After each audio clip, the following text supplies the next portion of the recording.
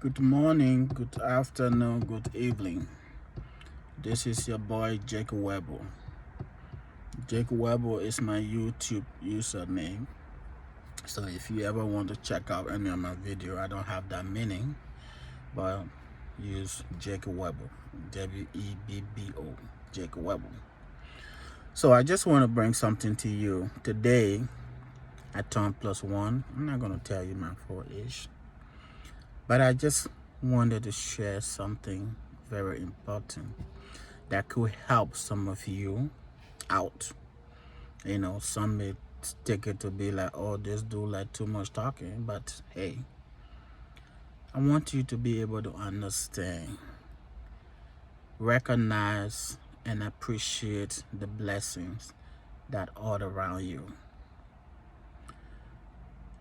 Looking back many years ago, as a child, going through all the process, everything that anyone can imagine, and reaching this day, I am blessed. I am grateful to the Almighty God. Sometimes we kind of conflict blessing with wealth, accomplishment, and all this good stuff. But tell me, there are so many people that have these things that are still broken. Some of them can't even do nothing for themselves. But yet you poor person have all the total freedom. You go around, do whatever you please. Nobody coming to flip you in the money and give you food and do other stuff. Though you don't have it all, but recognize that you are blessed. That is a blessing. You have your children on track. You have a good, stable home, and you are happily married, or maybe living with someone, or whatever that situation may be. Even if you are single, understand that you are blessed. Don't take the common things for granted. They are very important. There are people that need them, they don't have them. So I just want to tell you part of my story today on my birthday, October 15, 2022. I turned +1 and I'm grateful. I'm not going to hold you long. I'm going to make a very short video. But I remember a few years ago, I was tormenting myself. Oh, I need to do this. I need to get this done. Oh, my issues. I don't know. I have not done this. I have not done that. And I was just going with it. So I work on a federal property. I'm not going to tell you what I do, how I do it, whatever. That's different subject. But I work on a federal property. They have a health suite. At one point, I found myself that when I go to job, I go to the health suite to get my blood pressure checked. It was just something because I was tormenting myself. Things that I have not been able to accomplish, things that I want to do for people, for family, for friends, and I have not been able to done. And I'm thinking that maybe if I can do this for the family person, for the friend, they think that I'm a me person, I'm a selfish person, I'm a this person. So I got all these things I'm processing. I want to be good to everybody. I want to be able to help people, even in my community, and do all this stuff. Carrying all these things on my head, it was wearing me down. Went to the hospital to see a doctor. They gave me blood pressure medication. Within that same year, my beloved wife went to do a routine visit, and she ended up in the ER with a heart problem. Her blood pressure just couldn't go down. Heartbeat was irregular, just like that. My good friend, when we passed through that moment, from that day on, I say, hey, that's the end of it. No more stress. We're going to have fun. We're going to travel. We're going to do things to please ourselves. Whatever happens, happens. Whatever don't happen, we will get there when the time is right. That's how you start seeing us, taking this trip and going places. People think that because we are rich. But guess what? It turned out to be one of the best medication. 2 months ago, I went to see my doctor. He checked me, did blood tests, everything. Guess what? The result, I came back. Mr. Freeman, you're doing good. Keep doing whatever you're doing. I told him, I said, sir, your medication, I don't even take it. I don't take your medication. I just did it with my own mind. That's my healing point right here. I ain't gonna kill myself for something I cannot get to, or I've not been able to do, or for the family member who want this and I can't get to it. No, I'm living stress-free. Now, if you have not gotten it from me, well, now that I've forgotten you, I'm working on it, but I'm not stressed about it. Because why? My personal health comes first.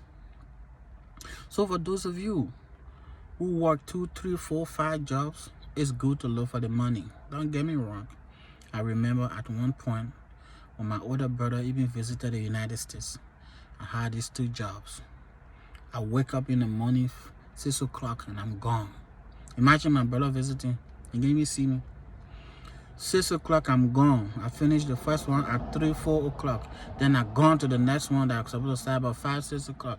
And I still out there until 2 o'clock in the morning. I come home. When I'm coming home, my wife is on the phone because I couldn't fall asleep. So I can't get into something. So she will hold me up until I get home. My brother was here for the 2 weeks. He couldn't even see me. We couldn't even have time to sit down. All the moment gone. Today I tell you, I don't stress about those things. I'm still living happily. I'm so good. And I will continue doing what I'm doing. So, look back. Look around you. Think about people who and you went to kindergarten together. People who and you went to middle school, high school. You understand? People who and you went through struggles and other stuff. Look around.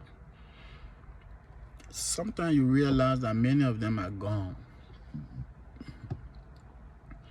And you still don't think that you are blessed to still be around here and be stressing yourself?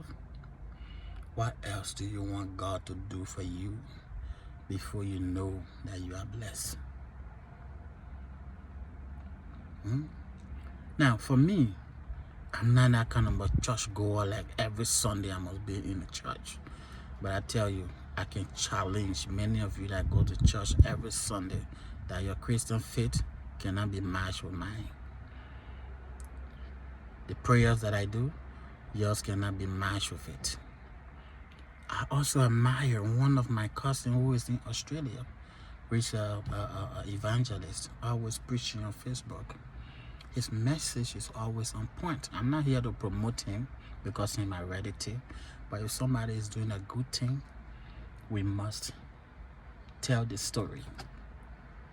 This guy don't go preaching and telling people that when daybreak you must lock yourself in the room, fast for 7 days, 25 days, 40 days, you understand, and be yelling Jesus, Jesus, Jesus for blessings to come from heaven and come. We need to understand that when you wake up in the morning, you are blessed. God have already blessed you. Pray and go out there and do your hustle. God will protect you, take you, and bring you back. Today, I am a living testimony of God's blessing. Where I came from to be here, I cannot even tell it all. Give glory to God. In 2002, when the Chad State rebel crossed the border to Ivory Coast, we were in refugee camp. I was living in Jiglo at the time, but the camp was not far. I used to go to the camp for work. But when things got tough, we all had to retreat to the camp. We got cornered, nowhere to go. You're just there waiting for your time to go. But before that happened, I tried to escape to go to Liberia. On that same day, the road got blocked. Buruaken was taken down by the rebel. As soon as we left Jiklo, the first village, I think it's Zwan, Mona, Puna, whatever, Zwan, where they, as soon as we leave Jiklo, going towards Buruaken, they put us down. The Ivorian Crown people, the elders, the youth, they were all there. They're taking all the Liberians off the car. That day, I was on the on the D9, the small buses in Africa called D9. 2 Liberian girls. One today is in Philadelphia. One is somewhere in Liberia. I don't know her whereabouts. But I'm not going to use the name because I don't have permission to use the name in my story. You know, so I'm not going to use their name. That day, they decided to put those 2 ladies down because why they're Liberians. For me, because I could speak the French, and if I'm speaking my French, you know, it's hard to tell my accent, you know, that I'm not a French person or a Ivorian person. So they couldn't tell. So I told them that I'm a Liberian. They said, move in front of me, you know. What are you lying for? I said, I'm a Liberian. And I took my World Food Program ID card and I showed it to them. They said they don't want to have anything to do with me, whether because of my French or because of my credential, that they didn't want to bother with me. But they decided to take these 2 ladies out. And guess what I told them? Because I'm a Liberian, I'm not going to go and leave these 2 ladies here. Wherever you're taking them, there I will go to. I tell you, my good friend who listening, I had no idea what I was doing. Whether this was going to take my life, which was possible, but I just said I'm not leaving without those 2 ladies. Trust me, many of you will run and leave those children and go to be telling story. While we were there, God's miracle happened. The cars that were coming from Blue coming to Jiglo, the Ivorian soldiers were retreating in their pickups, running away with some of the displaced individuals. Okay? One of those D9 stopped, and this Ivorian man in the front seat stopped and told them in crime, you all need to leave from here. These people that are coming, they are not joking. They kill some of your friends then, putting down gates and stopping people. It's not a joke, it's serious. They have taken Blue-King. They are coming. You all need to leave. And he translated that message in French. That's how I understood what he was saying. The next thing I knew, when I looked back, the other man that was in the group took his chair and started walking back to his house. And those boys just disappeared. Went by their business. They had those 2 girls and myself. We took taxi from there, came to Jiglo.